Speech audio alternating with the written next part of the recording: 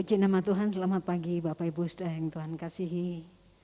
Kita bersyukur saat ini kita boleh berada kembali di rumah Tuhan karena kasih Tuhan, pimpinan dan penyertaannya. Mari kita akan siapkan hati kita untuk kita memuji dan memuliakan nama Tuhan, bersyukur atas kasih setia Tuhan. Dan kita akan memulai ibadah ini dengan bangkit berdiri bersama-sama. Kita akan membaca Mazmur pasal 18 ayat 47 sampai ayat yang ke-51. Kita akan baca saling bergantian ayat-ayat ini. Mazmur 18 ayat 47 sampai ayat 41. Mazmur 18 ayat 47 sampai ayat yang ke-51 kita akan baca saling bergantian. Tuhan hidup, terpujilah gunung batuku dan mulialah Allah penyelamatku.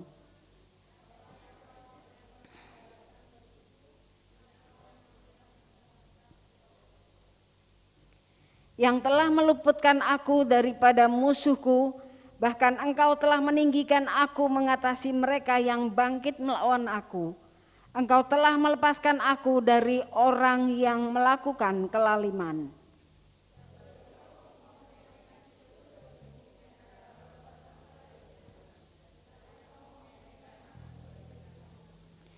Ia mengaruniakan keselamatan yang besar kepada raja yang diangkatnya, dan menunjukkan kasih setia kepada orang yang diurapinya, yaitu Daud, dan kepada anak cucunya untuk selamanya. Pertolongan kepada kita adalah di dalam nama Allah yang menciptakan langit, bumi, laut beserta isinya, dan yang tidak pernah meninggalkan perbuatan tangannya. Turunlah atas kita sekalian kasih karunia dan anugerah dari Allah Bapa kita, dari Tuhan kita Yesus Kristus, dan oleh pertolongan Roh-Nya yang kudus. Haleluya. Amin. Silakan duduk kembali Bapak Ibu Saudara yang Tuhan kasih. Bapak Ibu Saudara yang terkasih dalam Tuhan, mari kita bawa pujian, syukur kita hanya bagi Tuhan. Mari satukan hati kita masuk dalam hadirat Tuhan yang kudus. Haleluya. Bersyukur buat karya-Mu yang sempurna bagi kehidupan kami Tuhan. Kami hanya ingin menyembah, memuji dan memuliakan nama-Mu Yesus.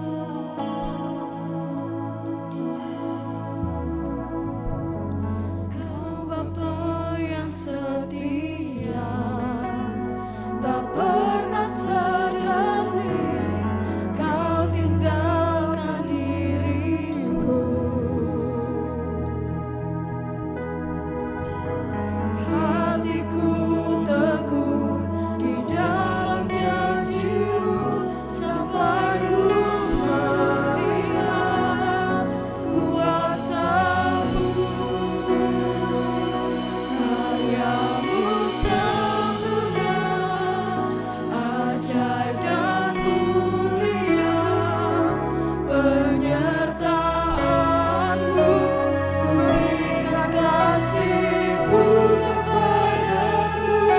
Ku agungkan Engkau, Yesus termulia, kasih-Mu terindah selamanya. Kami mau hanya percaya di dalam Engkau Tuhan, sebab Engkaulah yang memberikan kekuatan dalam hidup kami.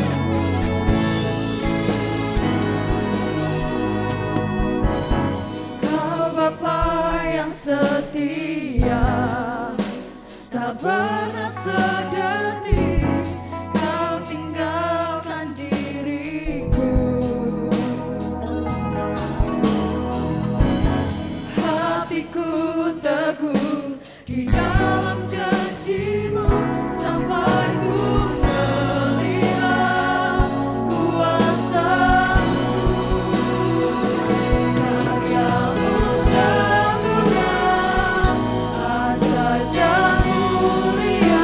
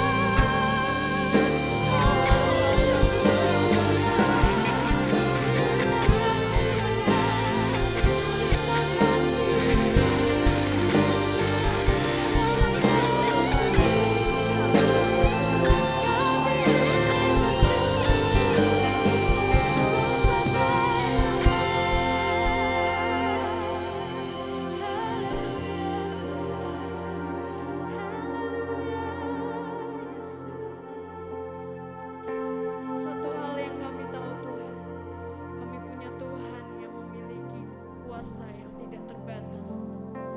Masalah boleh ada dalam hidup kami, tapi kami percaya ada pengharapan yang pasti di dalam Engkau Tuhan. Kami bersyukur menjadi milik-Mu. Kami bersyukur menjadi umat pilihan-Mu Bapa. Terima kasih Tuhan. Aku punya Tuhan yang besar, yang tak berjanji dan sanggup menggenapi imanku bersepakat percaya kuasa-Nya. Ku terima sekarang kemenangan darimu. Mari katakan bersama, aku punya Tuhan yang besar. Aku punya Tuhan yang besar. Engkau memberikan janji yang akan digenapi pada waktunya Tuhan. Berjanji dan sanggup menggenapi imanku bersepakat percaya kuasa-Nya. Ku terima sekarang kemenangan darimu.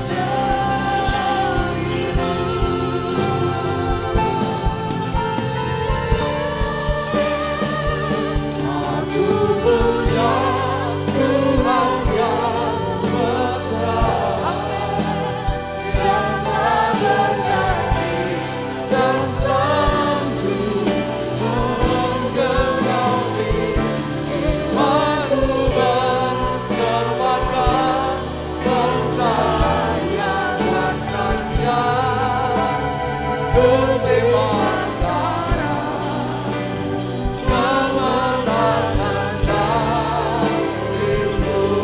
Aku punya Tuhan, Tuhan yang besar, yang tak berjanji dan sanggup menggenapi imanku bersepakat percaya kuasa-Nya.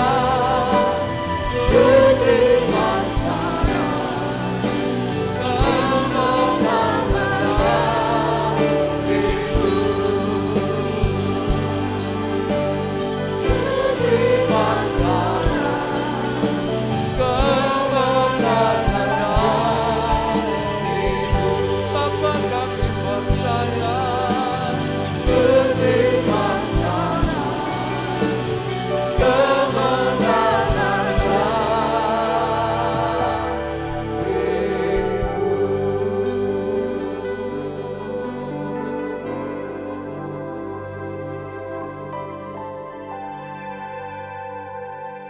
Jemaat Tuhan yang terkasih, marilah kita akan tundukkan hati kita, datang kepada Tuhan dan menyerahkan seluruh ibadah pada pagi hari ini ke dalam tangan Tuhan.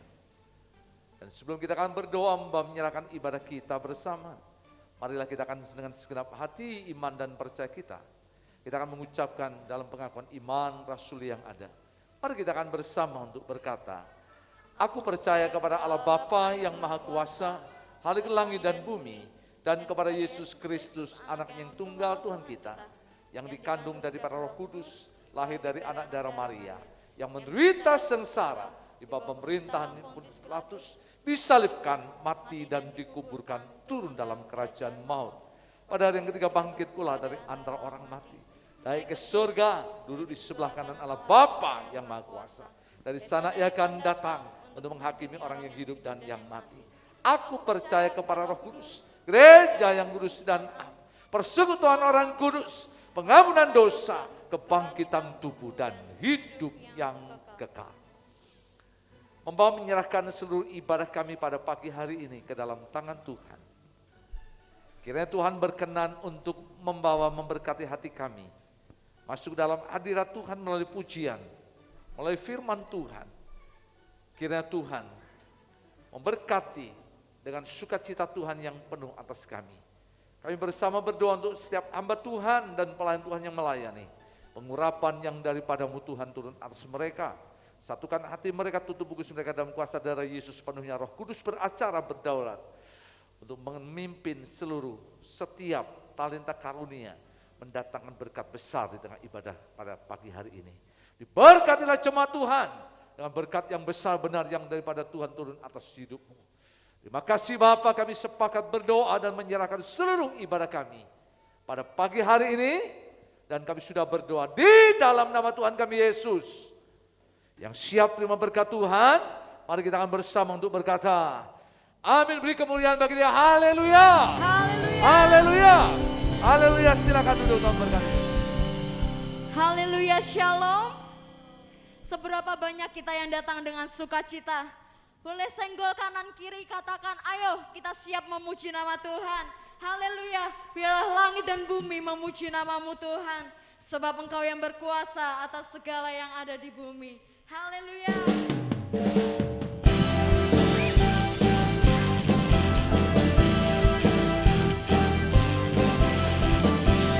Biarlah segala kemuliaan hanya bagi-Mu Tuhan. Kami adalah tatamu Tuhan, dalam kemuliaan bumi, tumpuan kaki-Mu sungguh mengagumkan. Ombak dan lautan menderu, bernyanyi bagi-Mu. Mari semua yang bernafas sujud dan menyembah. Namamu besar, namamu mulia. Engkau Tuhan yang perkasa, kebesaran-Mu mempesona, ajaib dan mulia. Engkau Raja, segala raja, namamu dahsyat di atas segala nama. Haleluya, namamu besar dan dahsyat Tuhan.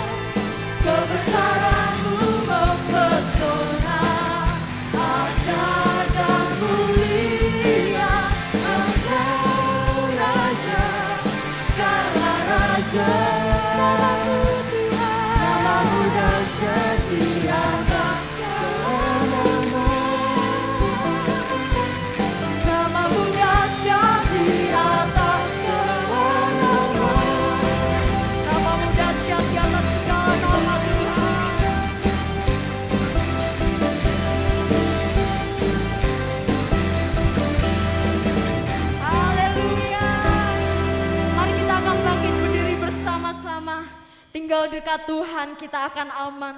Tidak ada keraguan yang meninggalkan hidup kita, sebab Tuhan akan memegang hidup kita. Haleluya.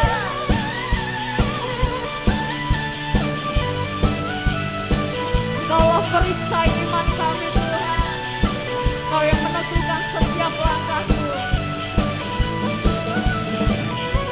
Mari katakan bersama-sama.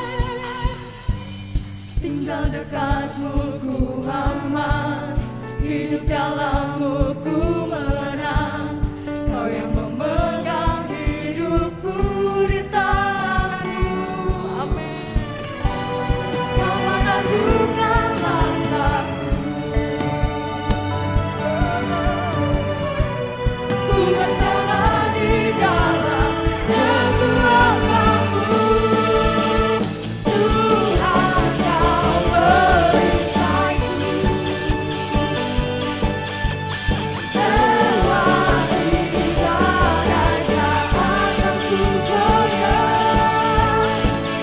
Imanku tetap teguh, takkan ku ragu mengikutimu.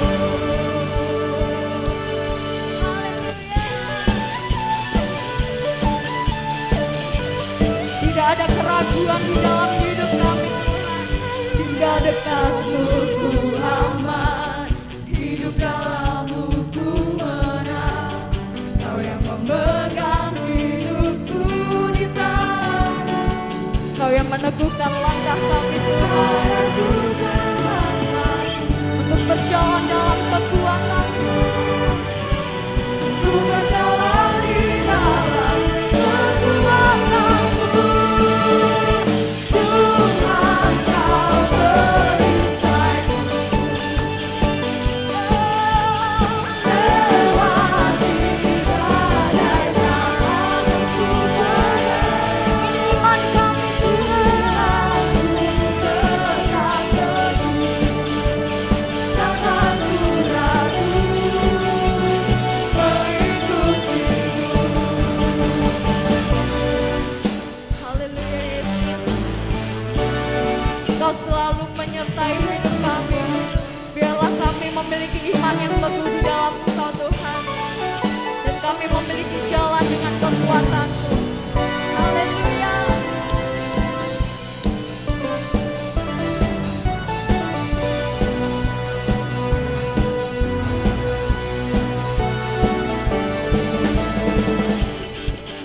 Mari katakan bersama, Kau meneguhkan langkahku. Kau meneguhkan langkahku. Kami mau berjalan dalam kekuatan-Mu Tuhan. Ku berjalan di dalam kekuatan-Mu. Kekuatan-Mu. Tuhan Kau perisaiku. Lewati badai tak akan kami goyah.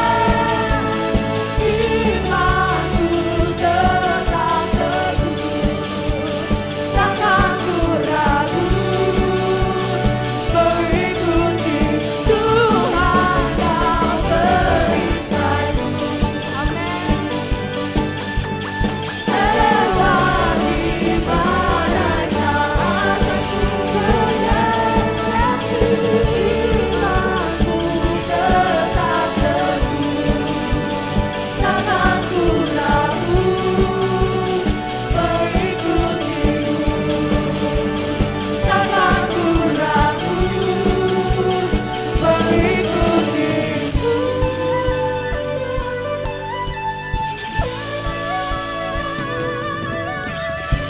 Berikan sorak-sorai bagi nama Tuhan. Haleluya. Silakan duduk kembali Bapak Ibu Saudara. Haleluya. Terima kasih Tuhan untuk kesempatan yang Kau berikan, untuk kami dapat memuji memuliakan nama-Mu dengan segenap hati kami. Sebab kami mau mempersembahkan segala hidup kami, tubuh kami, untuk kemuliaan nama-Mu Tuhan. Dengan apa kami membalas segala kasih-Mu, dengan apa kami membalas segala kebaikan-Mu, keselamatan Engkau telah berikan ke dalam hidup kami Tuhan. Biarlah segenap apa yang kami berikan dapat berkenan di hadapan-Mu Bapa. Haleluya Yesus.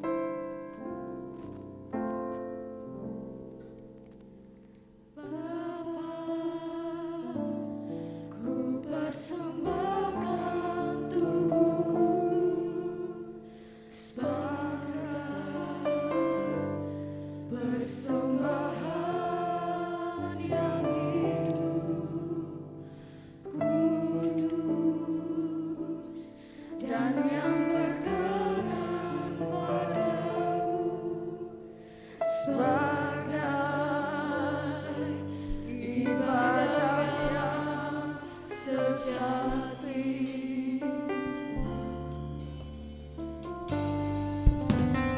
Bapa, ku persembahkan tubuhku sebagai persembahan yang hidup, kudus dan yang berkenan padamu sebagai ibadah yang sejati. Ku sembahkan Tuhan, ku sembahkan Tuhan, ku serahkan hidupku kepadamu untuk kemuliaan nama-Mu. Kami mempersembahkan tubuh kami Tuhan. Bapa, ku persembahkan tubuhku sebagai persembahan yang hidup, kudus dan yang berkenan padamu sebagai ibadah yang sejati. Sekali lagi katakan, Bapakku persembahkan Bapa, ku persembahkan tubuhku sebagai persembahan yang biarlah kudus dan berkenan Tuhan, dan yang berkenan padamu sebagai ibadah yang sejati. Mari kita akan bangkit berdiri bersama-sama, katakan ku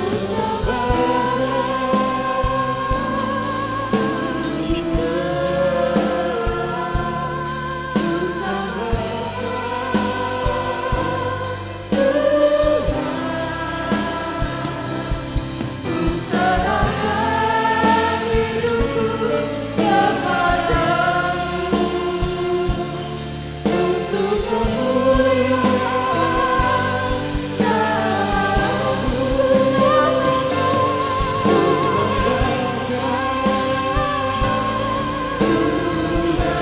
Kami persembahkan segalanya ke dalam nama-Mu.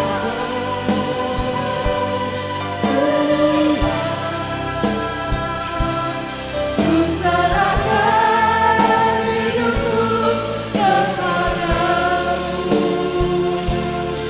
untuk kemuliaan nama-Mu. Ku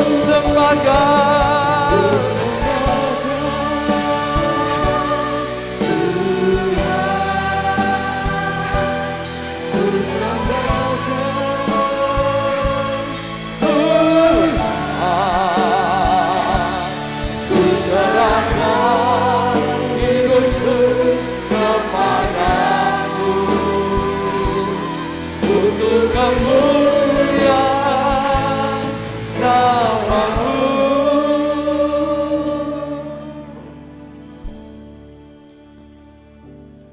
Ku sembahkan Tuhan, ku sembahkan Tuhan, ku serahkan hidupku kepadamu untuk kemuliaan namamu. Adakah cuman kau percaya? Ya Tuhan yang besar, yang tinggi, yang mulia. Tuhan yang layak, yang patut untuk menerima hormat, sanjungan, pujian dan penyembahan kita. Sejenak kita akan tundukkan hati kita. Siapakah kita? Pagi ini kita boleh ada di tempat ini dan berkata, ya Aba, ya Bapa. Biarlah itu hanyalah anugerah dan kasih kemurahan Tuhan bagi kita. Dengan lembut kita akan bersama berkata, ku sembahkan Tuhan. Ini hati kami Tuhan. Ku sembahkan Tuhan. Ini hidup kami ya Bapa. Ku serahkan hidupku kepadamu untuk kemuliaan namamu. Ku sembahkan ya Bapa. Ku sembahkan ya Yesus Tuhan. Serahkan hidupku kepadamu untuk kemuliaan namamu. Ku sembah Kau, ku mau sembah Kau Tuhan. Ku sembah Kau, ku mau sembah Tuhan. Serahkan hidupku kepadamu untuk kemuliaan namamu, untuk kemuliaan namamu Bapa Yesus, untuk kemuliaan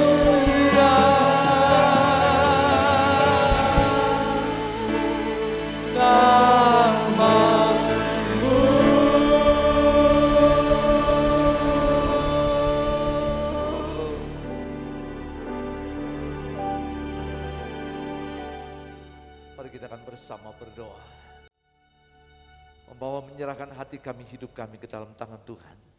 Terlebih untuk pemberitaan firman Tuhan, kami membawa setiap hati kami, jadikan hati kami tanah yang baik agar benih firman itu akan tumbuh hidup berbuah. Supaya pemberitaan firman-Mu otoritas sepenuhnya Roh Kudus beracara berdaulat atas kami, menyerahkan setiap hati kami, hidup kami, dan seluruh pemberitaan akan firman Tuhan pada pagi ini. Dan hamba sudah berdoa dalam nama Tuhan kami Yesus. Haleluya. Amin. Silakan untuk jemaat untuk duduk kembali. Shalom. Shalom. Bersyukur untuk pagi ini kembali kita boleh bersama, kita boleh beribadah, kita boleh memuji, menyembah, dan kita boleh meninggikan akan Tuhan. Bapak Ibu Saudara, mari kita akan buka Alkitab kita bersama. Roma pasalnya yang ke-12 ayat 1 dan ayat yang kedua menjadi dasar untuk pemberitaan firman Tuhan pada pagi hari ini. Roma pasalnya yang ke-12 ayat 1 dan 2.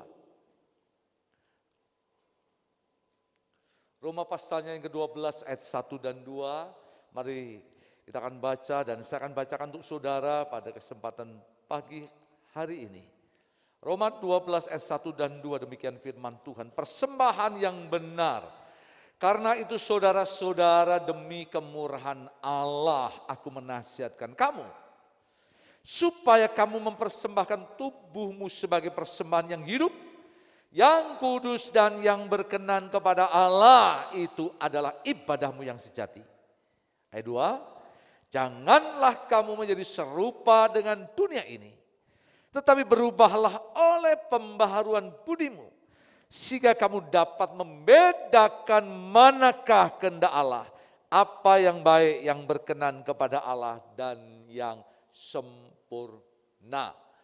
Bapak Ibu Saudara yang terkasih dalam Tuhan, tema pada hari ini, minggu ini, yaitu persembahkanlah tubuhmu, atau mempersembahkan tubuhmu. Bapak Ibu Saudara yang terkasih dalam Tuhan, ketika kita mendengar ungkapan, ucapan, bicara mengenai persembahan, pastinya konotasi dalam pikiran kita muncul, ini soal duit, ini soal uang, ini bicara mengenai persembahan, mungkin persepuluhan, bisa jadi persembahan ucapan syukur, bisa jadi persembahan diakonia, persembahan sulung, ataupun persembahan-persembahan yang lain.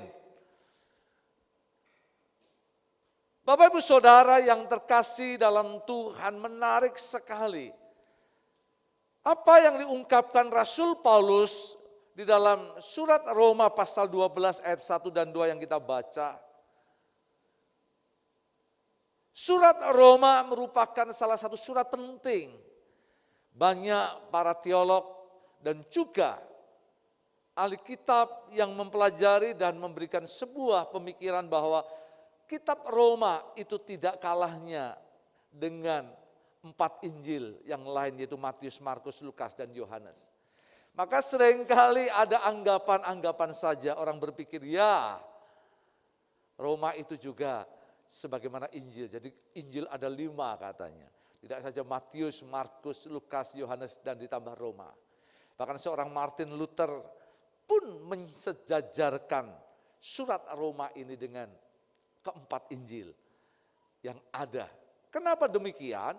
Bapak Ibu, kalau kita membaca bagian nats firman Tuhan dari seluruh kitab Roma, secara khusus pasal 1 sampai dengan 11, bagaimana Rasul Paulus meletakkan dasar, pondasi pemikiran berkenaan dengan dasar-dasar iman Kristen. Maka dalam Roma pasal 1 sampai yang ke-11 kita bisa melihat bagaimana cara pandang kita terhadap Injil. Bagaimana hubungan kita kepada pemerintah. Bagaimana konsep dosa yang masuk ke dalam dunia melalui satu orang manusia yaitu Adam, dan juga penebusan keselamatan juga masuk ke dalam dunia melalui satu pribadi yaitu Yesus. Bagaimana Yesus dibandingkan dengan Adam. Demikian juga kita bisa melihat bagaimana manusia itu dibenarkan oleh iman, bagaimana Abraham sebagai bapa beriman, bahkan juga sampai hari ini kebenaran oleh iman itu ada mutlak, yaitu iman di dalam Yesus Kristus, dan itu kitab Roma jelaskan. Maka dalam pasal 1 sampai 11 Paulus memberikan sebuah dasar-dasar, pilar-pilar pondasi berkenaan dengan iman Kristen. Dengan harapan apa? Supaya orang-orang di Roma ngerti siapa Tuhan yang mereka sembah, siapa diri mereka yang dipanggil dan dipilih, ditetapkan menjadi anak-anak Tuhan. Apa yang menjadi tugas dan tanggung jawab hidup mereka sebagai gereja, sebagai warga negara dan sebagainya. Maka di dalam pasal yang ke-12, perhatikan baik-baik, dimulai dengan satu kata, karena itu. Artinya, jika kamu ngerti dan memahami apa yang menjadi isi kitab Roma, bahkan penjelasan Paulus dalam Roma 1 sampai dengan yang ke-11, bicara mengenai esensi kekristenan, dasar kekristenan, pondasi kekristenan, maka ada tanggung jawab, ada sikap yang harus kamu bangun, yang harus kamu tumbuhkan di dalam hidupmu. Maka Roma 12 dimulai dengan kata, karena itu. Artinya, kalau kamu ngerti, kamu paham, maka seharusnya, sepatutnya hidup sebagai orang Kristen itu harus begini, maksudnya begitu. Maka menarik dikatakan, karena itu saudara-saudara, demi kemurahan Allah. Artinya, Hidup yang kamu miliki itu adalah anugerah. Hidup yang Tuhan berikan itu adalah kasih karunia. Yang dijelaskan dari pasal 1 sampai pasal yang ke-11 akan surat Roma ini. Lalu pasal yang ke-12, karena itu saudara-saudara, demi kemurahan Allah, perhatikan. Aku Paulus menasihatkan kamu, supaya apa nasihat itu dikatakan? Kamu mempersembahkan tubuhmu. Paulus berharap supaya gereja, orang-orang di Roma ini boleh mempersembahkan tubuh. Menarik, kenapa Paulus tidak berkata, persembahkan duitmu, persembahkan hartamu, persembahkan kekayaanmu ataupun yang lain. Karena Paulus sadar, dahulu ketika kita hidup ada di dalam kehidupan, dalam konteks perjanjian lama, maka persembahan yang tinggi, persembahan yang dilakukan oleh orang Israel, persembahan yang dilakukan oleh umat kepada Tuhan. Yang kita pelajari dalam kitab Imamat ada yang namanya persembahan akan korban sembelihan, korban penghapus dosa, korban keselamatan, korban kesalahan. Itu yang dilakukan di dalam perjanjian lama. Orang salah, potong kambing yang disepakati imam, disetujui imam, darahnya ditumpahkan dan dipersembahkan sebagai korban penghapus dosa, sebagai penghapus kesalahan. Dan itu terjadi dari waktu ke waktu, dari keturunan ke keturunan. Dalam PL kita bisa melihat hidup mereka dekat dengan yang namanya korban, persembahan, dan sebagainya. Menarik. Ada orang berkata, Pak, lah sekarang kok kenapa kita tidak melakukan?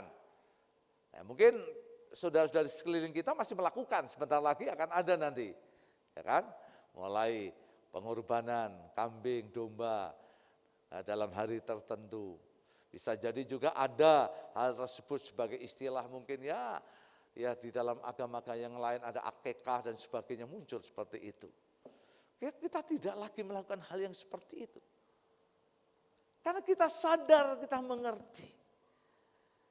Paulus mengingatkan kepada kita, kenapa kita tidak harus lagi mempersembahkan korban-korban binatang, darah-darah binatang dan sebagainya.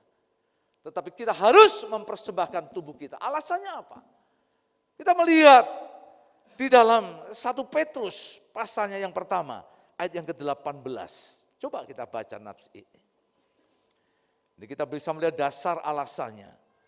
1 Petrus pasalnya yang pertama ayat yang ke-18. 1 Petrus 1 ayat yang ke-18. Firman Tuhan berkata demikian. Sebab kamu tahu bahwa kamu telah ditebus dari cara hidupmu yang sia-sia. Yang kamu warisi dari nenek moyangmu itu bukan dengan barang yang fana. Bukan pula dengan perak atau emas. Ayat yang ke-19. Melainkan dengan darah yang mahal, yaitu darah Kristus yang sama seperti darah anak domba yang tak bernoda dan tak bercacat. Ini dasarnya. Sejak penumpahan darah Yesus di atas kayu salib, sebagai sebuah bentuk wujud penebusan yang sempurna, daripada penebusan dari darah-darah binatang, dari korban-korban yang dilakukan dalam perjanjian lama, ditutup, disempurnakan, dibayar lunas melalui darah Yesus yang terpecah, yang disejajarkan dengan darah anak domba yang tidak bernoda dan tidak bercacat celah. Hal itu dilakukan untuk apa? Penebusan dari cara hidup kita yang lama, dikatakan yang sia-sia, yang diwarisi dari nenek moyang kita. Saudara, ada satu warisan nenek moyang kita yang diberikan kepada manusia, bukan harta, bukan kekayaan, tapi dosa. Yaitu dosa Adam dan Hawa. Itu yang diwariskan kepada kita. Maka kenapa kita hari ini semua manusia itu berdosa dan kehilangan kemuliaan Allah. Roma 3 ayat yang ke-23.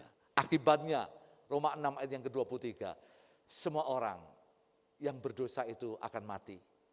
Maka ada orang berkata, Pak, bayi yang masih dalam kandungan itu sudah berdosa, ya sudah, sejak ada kehidupan dalam kandungan sudah berdosa. Buktinya apa? Bayi itu MATI, apa saudara? Mati. Maka ketika seorang mengandung terus mendoakan, minta pengampunan, minta pertolongan Tuhan, minta anugerah, sekalipun anak itu dalam kandungan. Sekalipun dia belum keluar dari kandungan, tapi sudah kena hukum dosa, maka bayi itu mati. Maka tidak ada manusia yang tidak mati, karena semua manusia sudah berdosa. Ini warisan yang dimaksudkan dari cara hidup yang sia-sia yang diwariskan nenek moyang kita. Dan inilah yang ditebus oleh darah Yesus, dan inilah yang dibuat oleh Yesus. Kenapa Yesus lahir di kandang domba Betlehem? Mengapa Yesus harus mati di atas kayu salib dengan tubuh yang terpecah dan tercurah? Supaya hidup saudara dan saya beroleh pengampunan dan penebusan, sehingga kita boleh dilayakkannya, boleh menjadi anak-anak dan orang-orang yang dikasihinya. Ini hal yang terbaik. Bahkan dalam bagian yang lain kita bisa melihat alasan Paulus juga di dalam 1 Korintus pasalnya yang ke-6 ayat yang ke-20, coba kita akan baca. 1 Korintus pasalnya yang ke-6 ayat yang ke-20. Demikian firman Tuhan. 1 Korintus 6 ayat yang ke-20. Sebab kamu telah dibeli, perhatikan, dan harganya telah lunas dibayar. Karena itu muliakanlah Allah dengan apa saudara? Dengan tubuhmu. Coba katakan kanan kirimu, kamu itu sudah dibeli loh. Harganya itu lunas dibayar ya. Coba tengok kanan kiri, katakan hidupmu itu sudah dibeli. Harganya itu telah lunas dibayar. Jadi jangan merasa hidup itu milik saudara.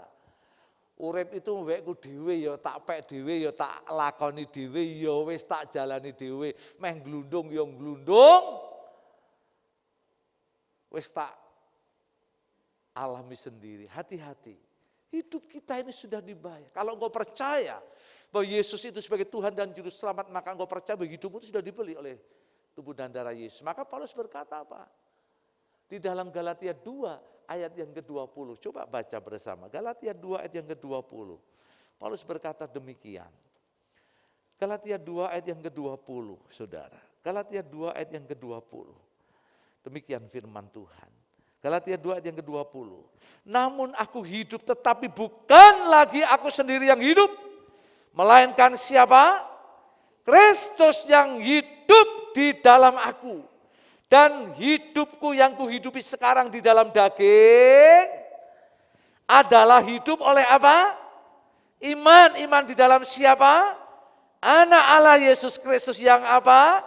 Mengasihi saudara dan yang menyerahkan dirinya untuk saudara dan saya. Clear. Dalam Filipi 1 ayat yang ke-21 Paulus berkata, bagiku hidup adalah Kristus dan mati adalah keuntungan. Ini sesuatu hal yang penting. Kenapa kita harus mempersembahkan hidup? Karena saudara dan saya sudah ditebus. Harganya sudah lunas dibayar. Hingga poinnya, hidupku ini bukanlah milikku lagi.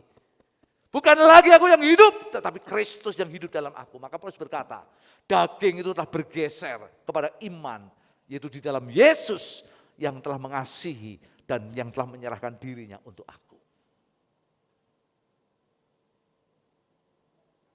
Maka inilah yang disebut dengan ibadah yang sejati. Dalam Alkitab khususnya PB itu ibadah yang sejati, ibadah murni dan tak bercacat itu hanya ditulis 2 kali. Yang satu dalam Roma 12 ayat yang pertama, yang kedua di dalam Yakobus 1 ayat yang ke-27. Baca di sana. Roma 12 ayat 1 itu ibadah yang sejati itu adalah ketika kita mempersembahkan tubuh sebagai persembahan yang kudus, yang hidup, yang kudus dan yang berkenan kepada Allah. Lalu ibadah yang tak bercacat dan yang murni itu adalah ketika kita melakukan satu tindakan, kita ini boleh melayani, kita boleh memperhatikan untuk saudara-saudara kita, para janda, yatim piatu dan sebagainya, itu ada di sana.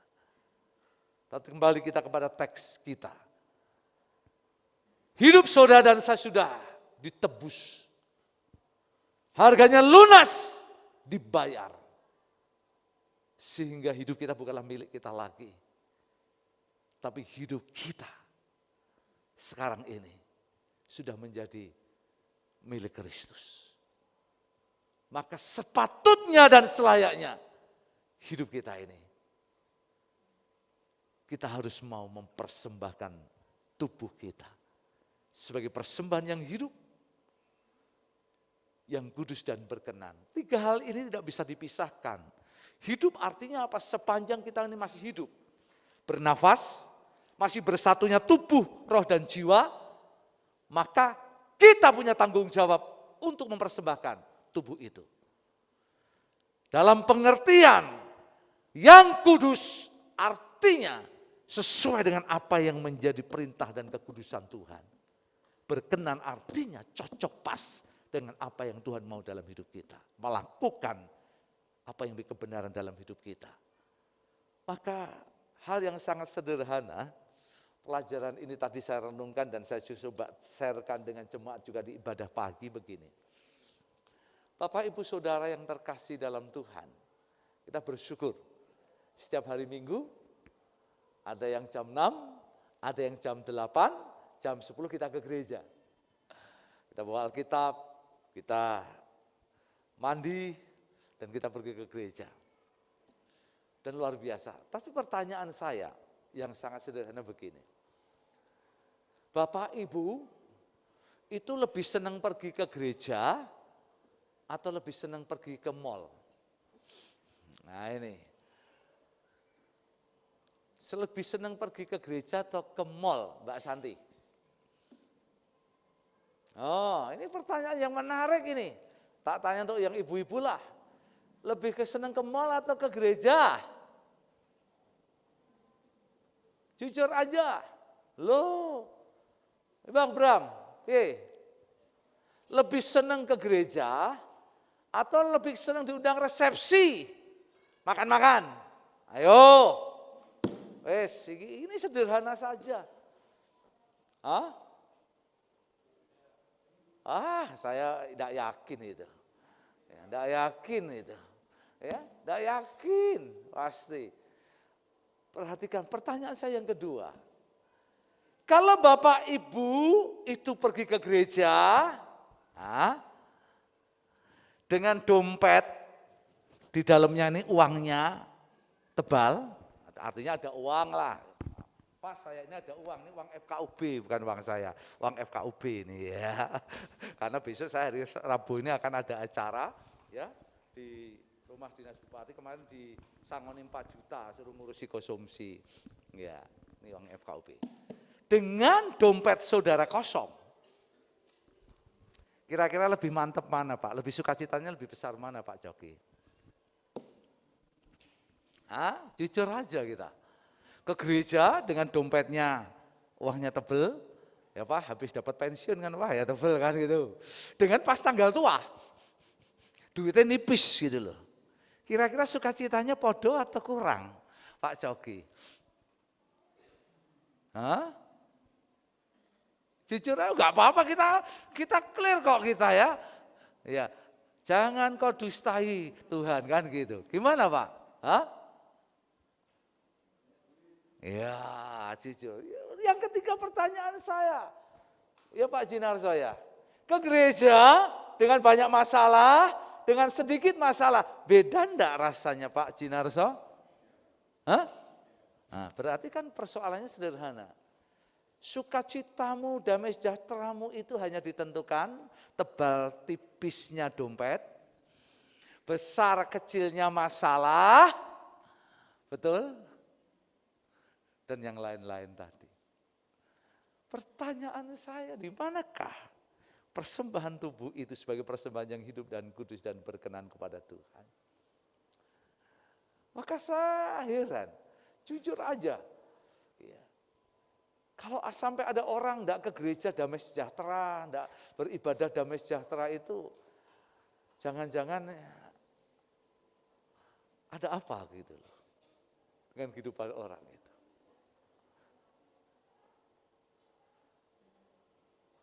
Dan ini sesuatu yang sederhana ketika kita tidak berdoa, ketika kita tidak membaca firman dan itu kita sejahtera dan ada damai sejahtera. Wah itu, waduh, itu susah. Maka bagi saya tidak bisa dipungkir kalau saya ada masalah. Tidak mungkin suruh pura-pura senyum, suruh pura-pura ya senang, lalu melupakan masalah, mengabaikan masalah dalam pengertian, tetap bisa melayani. Wah saya nggak bisa, saya belajar clear. Hati saya tidak damai kok. Ya memang situasinya begini kondisinya. Maka ini sesuatu hal yang luar biasa. Coba kita renungkan dan pikirkan. Persembahkan tubuhmu sebagai persembahan yang hidup, yang kudus dan berkenan kepada Allah. Itu adalah ibadahmu yang sejati. Ya ada lagi yang menarik. Ya. Ketika kita datang ke gereja, ya pokoknya asal-asalan sajalah. Tetapi perhatikan, ketika Bapak Ibu ada undangan pesta, ada undangan mungkin untuk sesuatu acara yang di luar sana, bedaannya itu, cerminnya itu, dandanya itu, bahkan persiapannya itu akan lebih over lagi, betul tidak? Besok sudah dilihat bajunya apa, sepatunya apa, lipsticknya sudah ditoto lagi, pakai ungu kurang dihapus ganti oranye, hapus meneh ganti kuning, hapus ganti hijau. Pakai baju ini, goyang-goyang dicopot ganti lagi ini, goyang-goyang ganti lagi. Bahkan gelangnya satu enggak cukup, 2, 3, 4, enggak cukup lagi dikasih kaki. Saya enggak tahu. Tetapi itu yang terjadi dan begitu luar biasa antusias semangatnya dan luar biasanya. Tetapi ketika kita mau pergi ke gereja, yang dilihat pertama, mendung apa ora? Ya. Mulai keluar lagi, ya, dingin atau enggak? Mulai lagi kita akan berpikir waktunya dan lihat mungkin wartanya, sing khotbah sapa iki. Tapi kalau di sini sih tidak, itu di daerah sana itu, mana Salatiga sana banyak. Oh di sini nih wah luar biasa ya. Wah jemaat ini memang top betul itu, markotop nih ya. Hebat itu. Dan ini persoalan kita yang muncul di dalam kehidupan kita. Coba kita akan pikirkan sederhana. Jangan-jangan ibadah itu hanya sebagai sebuah rutinitas. Pergi ke gereja itu hanya sebagai sebuah ya jadwal kegiatan. Hari Minggu enggak ke gereja, wong Kristen kok ora ning gereja. Dan ini yang menjadi pergumulan hal yang penting. Bahkan yang lebih lagi Bapak Ibu. Kadangkala sebagaimana Roma 12 ayat yang kedua tadi dikatakan demikian. Roma 12 ayat yang kedua. Janganlah kamu menjadi serupa dengan dunia ini, tetapi berubahlah oleh pembaruan budimu. Sehingga kamu dapat membedakan manakah kehendak Allah, apa yang baik, yang buruk dan berkenan kepada Allah dan yang sempurna. Saya masih ada banyak melihat orang Kristen masih tidak bisa membedakan madu dan racun itu. Anak-anak Tuhan tidak masih bisa membedakan yang benar dan yang jahat ada dalam hidupnya. Selalu muncul alasan itu pikiran sederhana. Kita ini masih ada dalam dunia Pak Pendeta. Selama kita ini masih mendiami tubuh, daging ini dijiwit masih sakit. Ya kita ini masih berbuat dosa. Dan itu selalu menjadi kamus rumus yang pasti untuk hidup kita. Maka hidup kita itu hanya sekedar naik turun, naik turun, naik turun. Jatuh bangun, jatuh bangun, jatuh bangun, jatuh bangun. Dan itu menjadi kehidupan kita. Apakah Paulus mengimbau kepada kita? Ada satu target, ada satu goal sasaran. Mempersembahkan tubuh itu sebagai sebuah respon sikap kita. Dalam kita boleh menanggapi akan anugerah dan kasih karunia Tuhan dalam hidup kita. Hidup yang satu kali ini, mari kita akan beri perkataan-perkataan berkat. Mari kita akan sikapi dengan sikap-sikap berkat. Mari kita akan hidupi dengan kehidupan yang menjadi berkat. Saya kadangkala sedih, kemarin saya ikut satu seminar baik sekali, ada seorang hamba Tuhan yang cukup tegas sekali. Ya, hamba Tuhan yang sangat tegas sekali, saya senang. Saya pun tidak setegas itu. Kadang-kala saya ini sudah berpikir tegas tapi tidak setegas itu. Ya, dalam seminar itu menarik, saat temanya adalah apakah hamba Tuhan itu pendeta boleh berpolitik praktis itu. Tetapi pembahasannya menarik karena hamba Tuhan itu nyinggung salah satunya begini. Saya pokoknya melarang anggota jemaat saya terlibat ada soal utang piutang. Pokoknya kalau saya tahu ada jemaat yang utang piutang, saya akan marah. Saya pulang, saya renungkan, saya diskusikan di mobil dengan Bu Lena, iya. Jawabannya, alasannya ini dia begini, karena apa? Kenapa saya marah? Dia berkata ini, karena saya yang rugi katanya. Loh, kok rugi? Wong kamu enggak diutangi kok rugi. Karena endingnya dia mau katakan demikian. Kalau utang piutang ini tidak selesai, maka dua-duanya itu akan keluar dari gereja. Akan meninggalkan gereja. Maka yang rugi siapa? Pak pendetanya. Ini loh persoalannya rupanya itu. Wah, saya renungkan, iya bener ya. Kadang kala kita lihat ada jemaat yang rukun jadi tidak rukun. Yang satu jadi pecah. Gara-gara salah satunya itu utang piutang. Berapa banyak kadang-kala saya juga perhatikan gereja di tempat ini. Soal utang dan sekarang tidak muncul di gereja. Ya untunglah, artinya yang diutangi itu gereja ataupun anak-anak Tuhan, beda hukumnya. Ini masalah. Tetapi poin saya adalah pagi hari ini, jemaat. Marilah kita sadar dan kita mengerti seharusnya apa yang harus kita lakukan dalam kehidupan kita. Coba kita akan baca Roma 6 ayat yang ke-13. Roma 6 ayat yang ke-13 ini nats yang terakhir yang kita akan baca. Roma 6 ayat yang ke-13. Yuk kita akan baca bersama-sama firman Tuhan ini. Roma 6 ayat yang ke-13.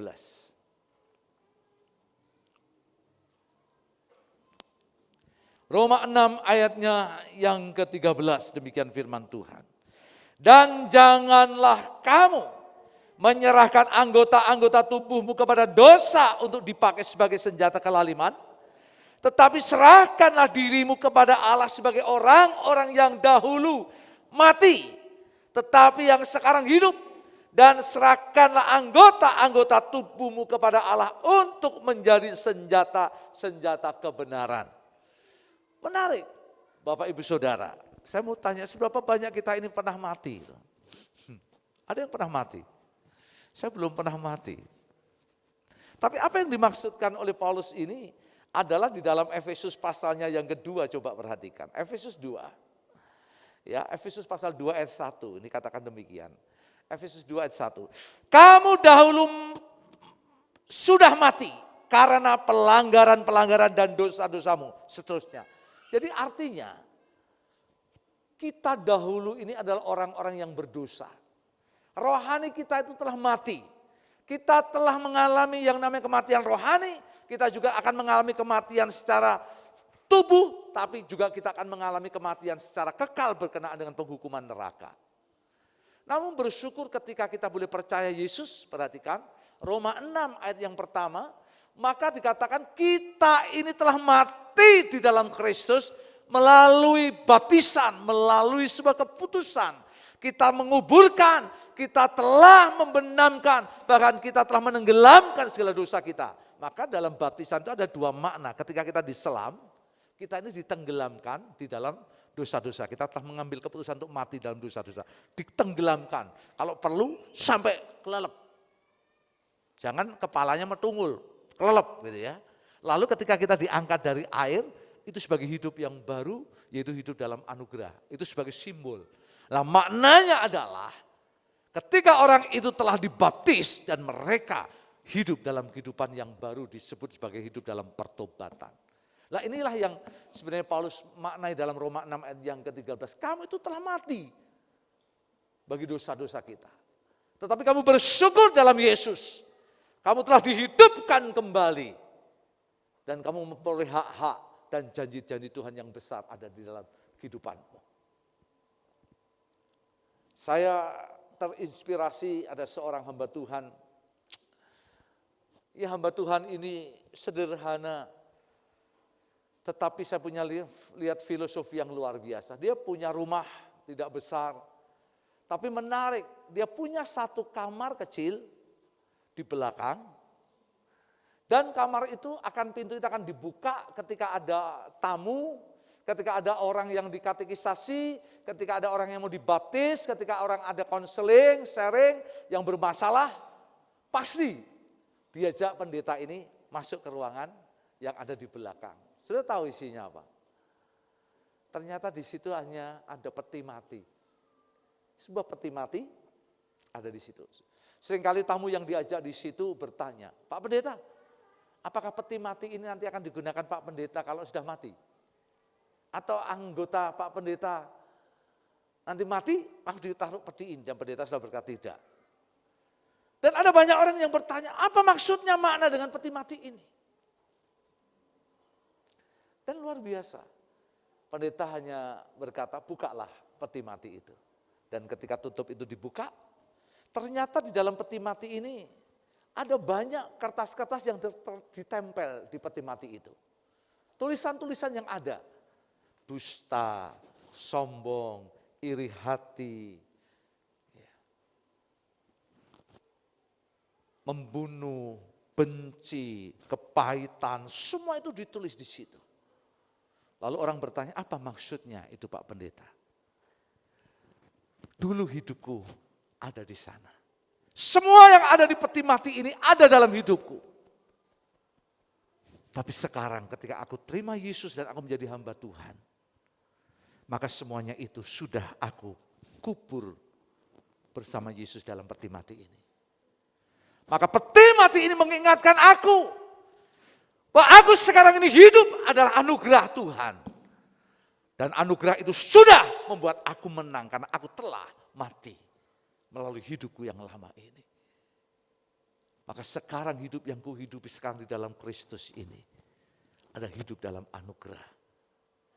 Mempersembahkan tubuh menjadi persembahan yang hidup, kudus dan berkenan, itu ibadah yang sejati. Itu yang ingatkan. Maka ketika aku berbuat dosa dan pelanggaran, aku masuk ke kamar ini.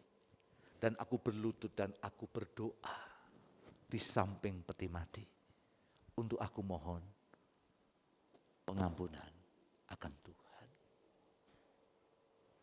Dan ketika orang mendengar penjelasan hamba Tuhan ini, mereka meneteskan air mata. Mereka menangis. Dan keluar dari tempat itu. Bukan karena takut mati. Karena begitu besar dosa pelanggaran yang mereka buat dalam hidupnya. Yang membuat mereka tidak mampu mempersembahkan tubuh sebagai persembahan yang hidup, kudus dan berkenan kepada Tuhan. Bila firman pada hari ini mengingatkan kepada kita hidup yang satu kali. Mari persembahkan hidup kita. Tubuh kita menjadi sesuatu yang kudus, yang hidup dan berkenan kepada Allah. Karena itu adalah ibadah yang sejati. Amin. Mari kita akan tundukkan kepala kita. Singer menyanyikan pujian ini. Ku telah mati dan tinggalkan cara hidupku yang lama.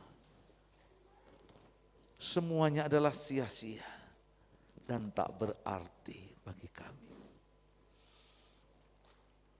Terima kasih Tuhan, terima kasih Yesus. Terima kasih Roh Kudus.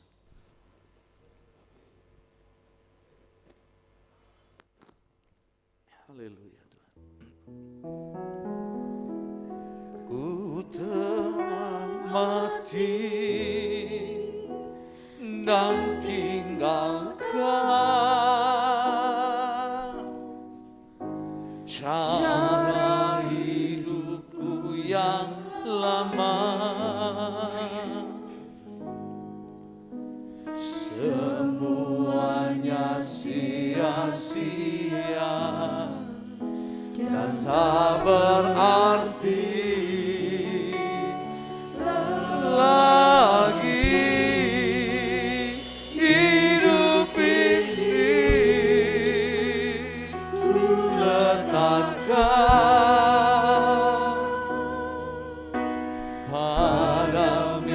sembahmu ya Tuhan.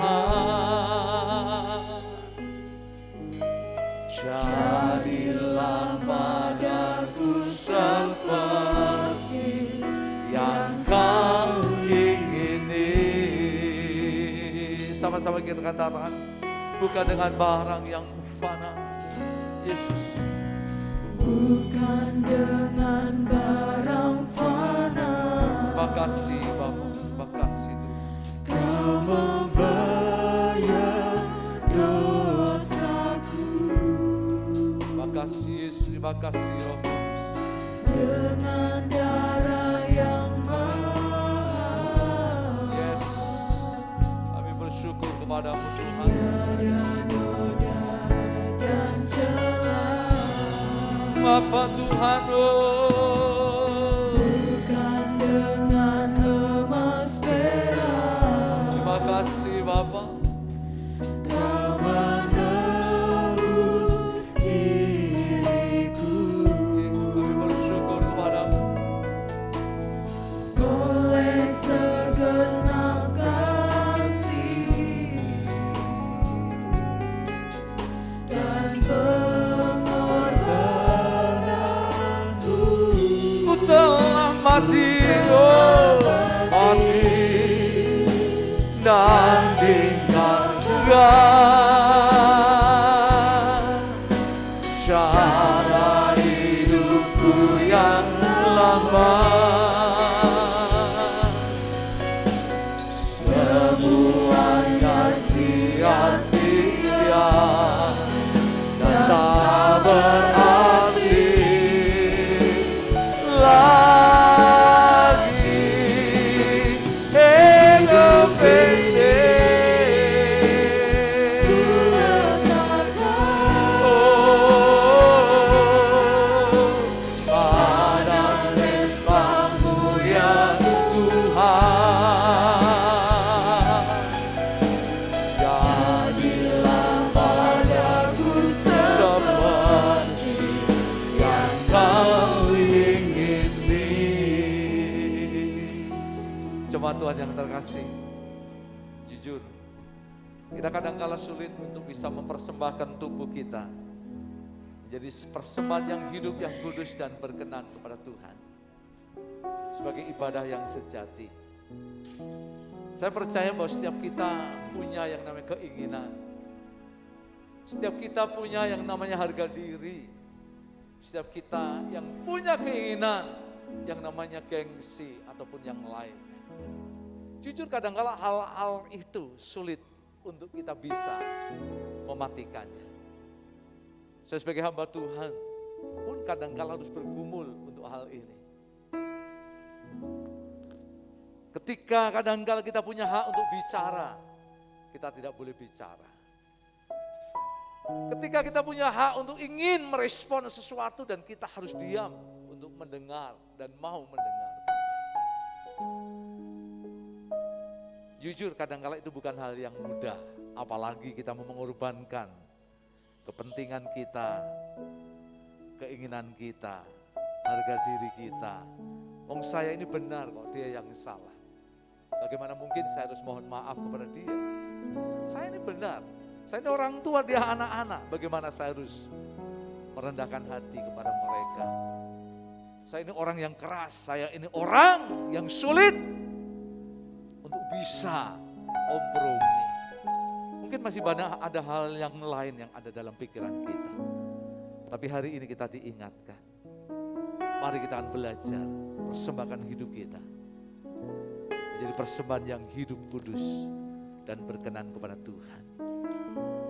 Ibadah melalui pujian firman dan itu menjadi sesuatu yang indah untuk hidup kita. Saya berdoa biar kita mengerti untuk apa kita ibadah, mengapa kita datang ke gereja, untuk apa kita ada di gereja. Kita dan mau menempatkan Tuhan ada dalam hidup kita. Biar firman yang sederhana pada pagi hari ini boleh mengingatkan akan kita. Mari dengan lembut kita akan bersama berkata, ku telah mati. Mari kita akan bangkit berdiri bersama-sama. Tinggalkan Oh, cara hidupku yang lama semuanya sia-sia, tak berarti lagi hidup ini. Ku letakkan pada mezbah-Mu ya Tuhan. Jadilah padaku seperti yang Kau ingini. Biarlah firman Tuhan siang hari ini boleh memberkati kami. Kami diingatkan bagaimana kami harus mempersembahkan tubuh kami menjadi persembahan yang hidup, yang kudus dan berkenan kepada Tuhan. Itu adalah ibadah yang sejati. Berkati jemaat-Mu, berkati kami semua, dan berkati firman Tuhan yang sudah kami dengar menjadi kebenaran yang hidup atas kami. Kami berdoa di dalam nama Yesus. Haleluya. Amin.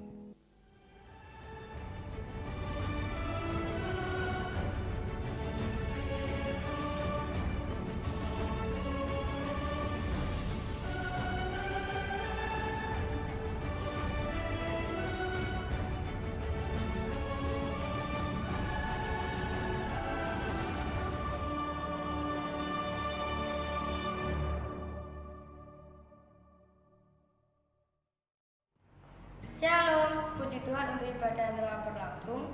Berkat Tuhan telah dicurahkan melalui pujian serta firman Tuhan. Mari kita simak binus minggu ini. Mari hadir dan nikmati berkat Tuhan dalam ibadah raya setiap hari Minggu pukul 6, 8, serta pukul 10 secara tatap muka dan pukul 5 sore secara online di YouTube PMC CKI Bethesda.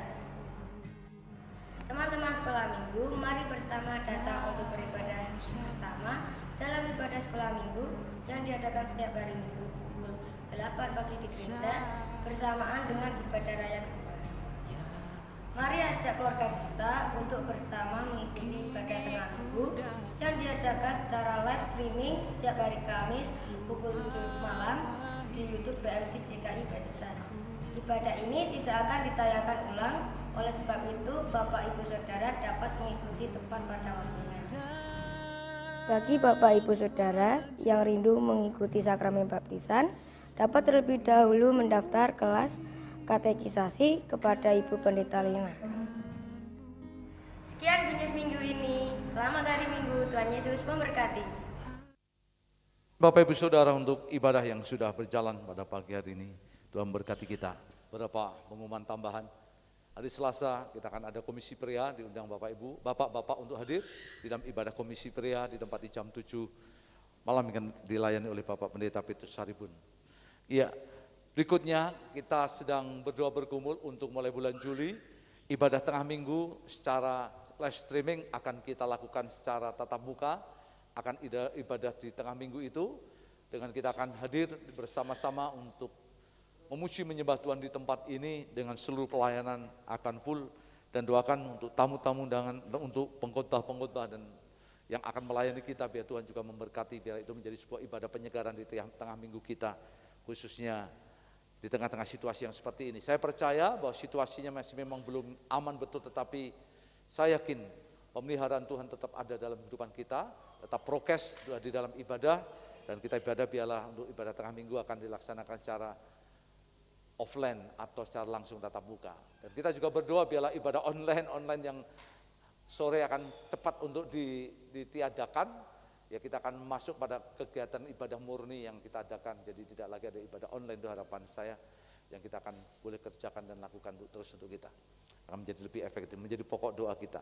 Ya, itu mungkin pengumuman yang ada pada pagi hari ini. Saya undang jemaat untuk bangkit berdiri bersama-sama, kita akan tutup untuk ibadah kita bersama. Bapak, terima kasih, kami bersyukur untuk ibadah yang sudah berlangsung pada pagi hari ini. Tuhan memberkati kami. Kami terus berdoa untuk kesehatan, untuk Bapak Rukimin, orang tua dari Mbak Eli yang ada di Porodadi. Dari tempat ini kami berdoa di dalam nama Yesus, Tuhan menjamah dengan segala anugerah kasih setia Tuhan untuk jantungnya. Biarlah Tuhan menolong dengan pikiran yang positif, semangat yang hidup yang besar, bahkan Tuhan mampu menjadi obat yang luar biasa. Kami juga berdoa untuk kesehatan, untuk pemulihan kaki Mas Langgeng. Dari tempat ini kami juga berdoa di dalam nama Yesus, Tuhan menjamah dengan segala berkat kesehatan yang pada Tuhan turun, menjamah, menyembuhkan, memulihkan Mas Langgeng dengan segala berkat kemurahan Tuhan. Terima kasih untuk jemaat, untuk yang hadir. Kami terus berdoa juga menyerahkan untuk kehidupan kami semuanya ke dalam tangan Tuhan. Biar Tuhan juga memberkati dengan segala berkat yang daripada Tuhan yang besar benar dalam kehidupan kami. Ibadah yang ketiga, ibadah di pos PI, ibadah online nanti sore kami bawa dalam tangan-Mu Tuhan, memberkati kami sekalian. Jemaat, mari kita akan tengadakan dua tangan kita. Kami juga berdoa menyerahkan untuk Mbak Wida juga dalam kesembuhannya, Tuhan juga menolong. Untuk sakit kelemahan tubuhnya secara terjepit, Tuhan menjamah dengan kasih Tuhan yang luar biasa. Jemaat, pulanglah. Terimalah berkat yang besar benar yang datang dari Allah Bapa di surga, kasih oleh Yesus Kristus dan persekutuan bersama Roh yang Kudus turun atas kita dan menyertai kita, memberkati hidupmu, rumah tanggamu, keluargamu, pekerjaan, karir, studi, masa depanmu selamanya, sampai Tuhan Yesus datang yang kedua kali untuk hidup kita sekalian. Amin. Shalom, shalom, damai Allah, kemuliaan segala. Shalom, shalom, damai Allah, salam dan selamanya. Biar dengar saja mereka pujian ini.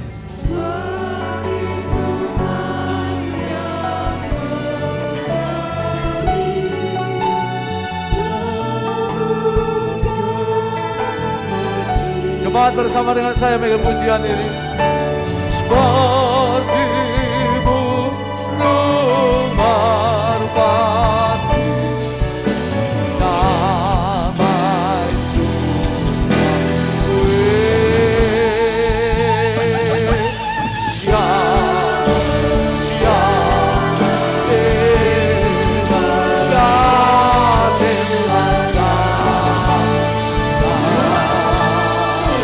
berkat yang daripada Tuhan yang bila di dalam anugerah kasih sudah Tuhan menyertai hidupmu. Tuhan Yesus baik, kasih kemurahan-Nya yang telah berubah bagi kita sekalian. Terpujilah nama Tuhan yang kekal.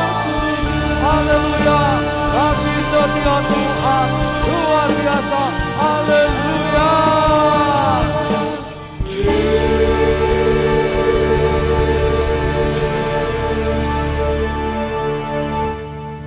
Silakan duduk, mengambil satu dosis sejenak. Selamat hari Minggu, Sabat, Tuhan memberkati kita. Amin.